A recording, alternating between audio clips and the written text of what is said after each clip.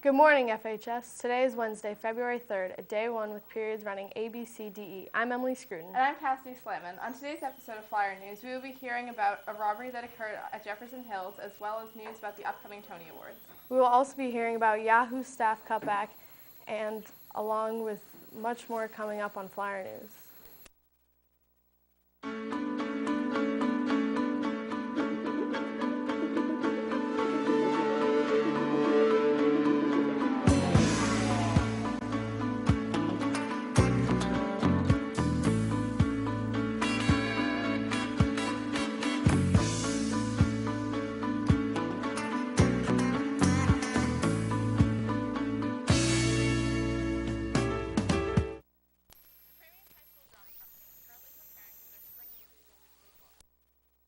For a very special cast member.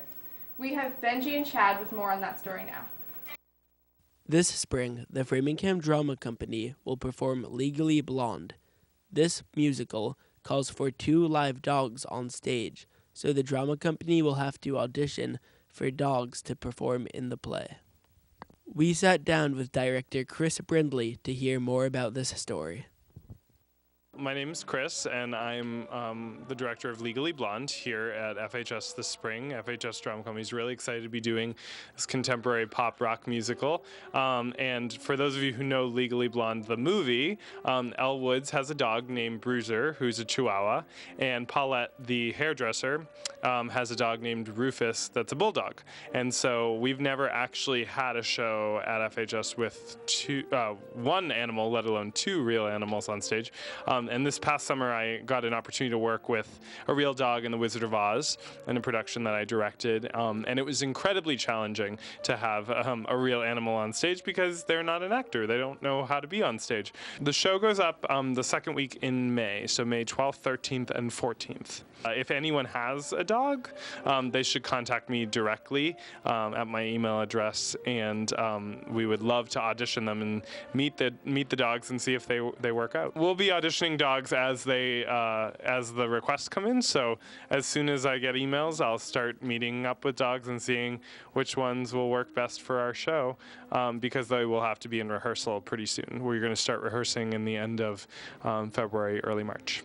If you're interested in having your dog auditioned, you can reach out to Chris Brindley at cbrindley@framingham.k12.ma.us.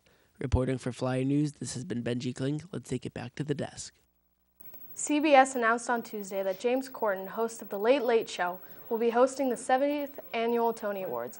The Tony Awards are to celebrate the performances of actors, directors, and technical aspects of Broadway performances over the course of the year. Corden, only known for his carpool karaoke with celebrities on his variety show, the British performer won a Tony in 2012 for his performance in One Man, Two Governors. Corden has big shoes to fill, however, as Kristen Chenoweth, Neil Patrick Harris, and Hugh Jackman have all hosted the award show in recent years. Corden said that he was absolutely thrilled to be hosting the Tony Awards. The Tony Awards are set to air on June 12th on CBS from New York's Beacon Theater.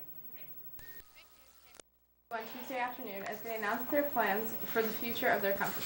Yahoo CEO Marissa Mayer announced that the company lost $4.4 billion last quarter. This loss will cost Yahoo 15% of its staff, decreasing from 10,600 employees to about 900. Mayer also announced that Yahoo will be focusing on their media outlets such as the weather and sports, and their products like Yahoo Search and Tumblr. The company plans to sell unnecessary patents and real estate, which could generate around $1 billion. Yahoo has been steadily losing ground to other news outlets such as Google and Facebook. But Mayer has hopes this reconstructing and refocusing will allow growth, which may return Yahoo to its original state. Recently, the 11-time world champion surfer Kelly Slater was walking along the beach when disaster struck. The waves have been unusually large recently due to El Niño storms, so the waves have been massive and have attracted many surfers to the beach, including Sarah and Chris Whitney. The stroller holding Sarah Whitney's baby containing her son was pulled over the visitor rails by a wave and fell into the waves below. Kelly Slater jumped in after the stroller, and he was able to get the stroller upright and above the water. He carried the stroller to shore, and luckily the baby was unharmed. Kelly said he was unsurprised by the events, considering the wave height, and he even warned other parents to be more careful near the record-breaking waves. In other news, with all of this political excitement that's been going on over the past few weeks, who can keep track? Benji is here to explain what's important regarding politics. Take it away, Benji. Good morning, Framingham High School. Last Monday was the Iowa caucus, the first state primary election. These elections that will happen over the country will decide how the delegates from each state will vote at the national party conventions for the party nominee for president in the general election. Most states have these elections as primaries, regular elections where the candidates with the most votes win. A caucus, however, is a much older and more convoluted way of voting. Caucuses typically take several hours, and while the rules are slightly different between the Republican and Democratic caucuses, the general idea is that each candidate's supporters gather on one side of the room and convince undecided and supporters of smaller candidates to join their candidate instead. In fact, the Democratic caucus is so complicated, a total vote count is never even taken. Now, this all might not seem particularly important, but last night's caucuses were close, like really close, like 0.2% differential on the Democratic side close. In fact, the Democratic caucus was won by Clinton's campaign because she won 6 consecutive tie-breaking coin flips across Iowa.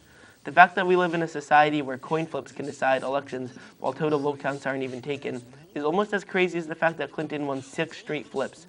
Those are 64-1 odds. Those odds are so bad that the Milwaukee Bucks have the same 64-1 chance of winning the NBA championship this year. Naturally, supporters of Sanders' campaign are calling foul play, but Clinton will get the extra delegate at the party convention nonetheless. The Republican caucus was just as close, though there are far more candidates in the Republican pool.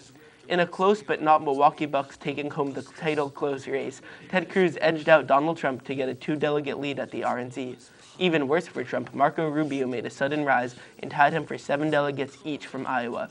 With the New Hampshire primary coming this Tuesday, and Sanders and Trump heavily favored, this election is already set to be a close one.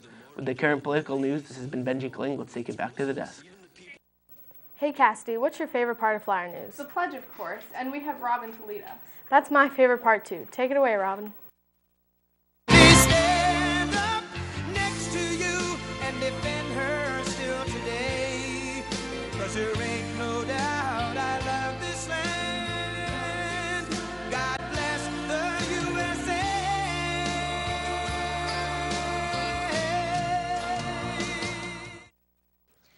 Please stand for the pledge. I pledge allegiance to the flag of the United States of America and to the republic for which it stands, one nation, under God, indivisible, with liberty and justice for all.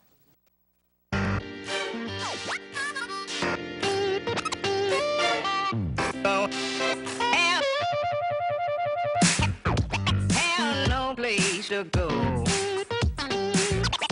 Have no place to go. Darling, have no place to go. Have no place to go. Good morning, FHS. Today is Wednesday, January 3rd, a day 1 with periods running A, B, C, D, E.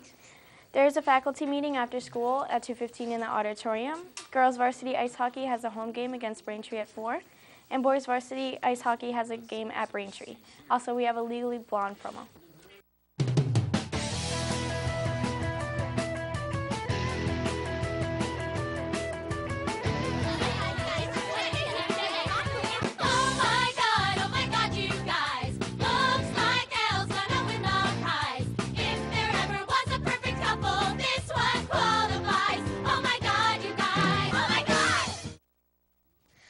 Hi, so I'm from the Human Rights Club, and we are having a book drive.